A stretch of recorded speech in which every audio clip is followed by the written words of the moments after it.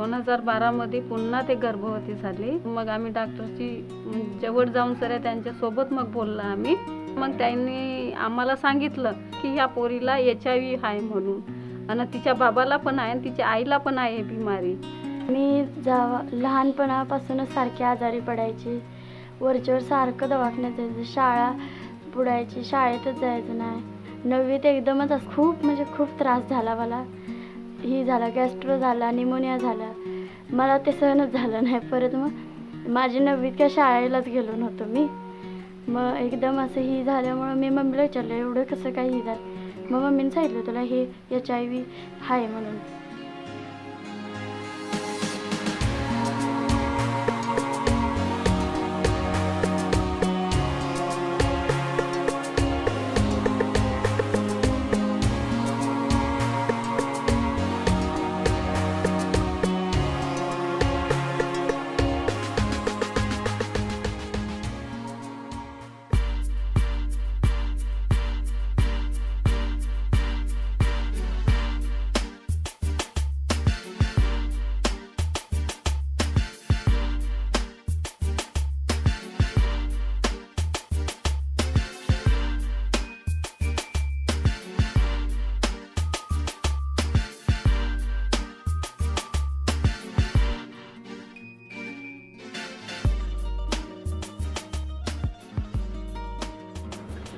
The telemedicine initiative for the treatment of HIV-positive children is the first of its kind in Maharashtra. This unit works out of the Sion Medical College in Mumbai, and it is staffed by very senior pediatricians and counselors.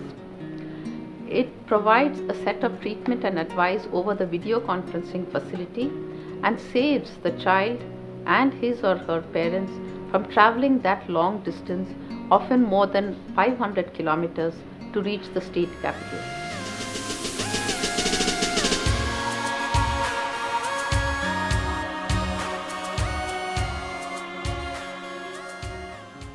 माझ्या बहिणीची परिस्थिती इतकी नाजूक असल्यामुळे ते म्हणजे मुंबईच्या डॉक्टरला भेटू शकत नाही. त्याच्यामुळे आम्ही डॉक्टर सोबत बोलायचं असलं तर आम्ही टीव्हीवरच बोलतो. 5-6 घंटा लगता है बॉम्बे जाने में. उससे अच्छा मेरे को यहाँ पड़ता है. जो भी है टीवी से सलाह लेकर के वहाँ से डॉक्टर से पूछ लेते हैं. I would proudly say we started planned video conferences, and these planned video conferences have been carried out routinely at fixed appointment times with every ART center since then. Since January 2015, we have done more than 700 video conferences and seen more than 700 children living with HIV across Maharashtra state through the video conference. Islampur सरकारी दवाखान्यात video conference होता. मग बोलवलेलं. त्या madam पण खूप छान होत्या. अगदी माझ्या मैत्रिणीसारख्या अशा बोलत होत्या माझ्याबरोबर आणि खूप त्यांनी मला धीर दिला. 2014 पेक्षा आता 2015 मध्ये जरा त्या तब्येतीची फरक पडला.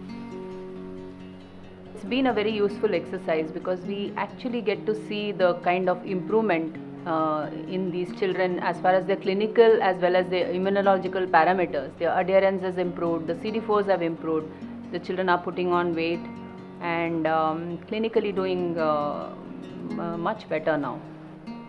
Now we are able to identify children much before they really become acutely sick and require our intervention.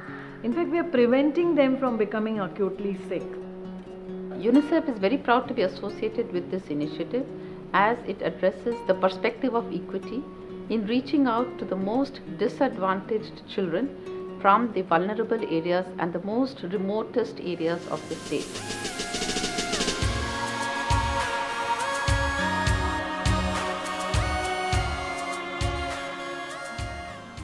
माझ्याबरोबर जे झालं ते दुसऱ्यांबरोबर कुणाबरोबरही होऊ नये एवढीच माझी इच्छा आहे. अशीच समाजसेवा करीन, सल्ला देईन सगळ्यांना की असं काय नाही, काय होत नाही ना, आपण सामान्य माणूस आहे असंच जगू शकतो.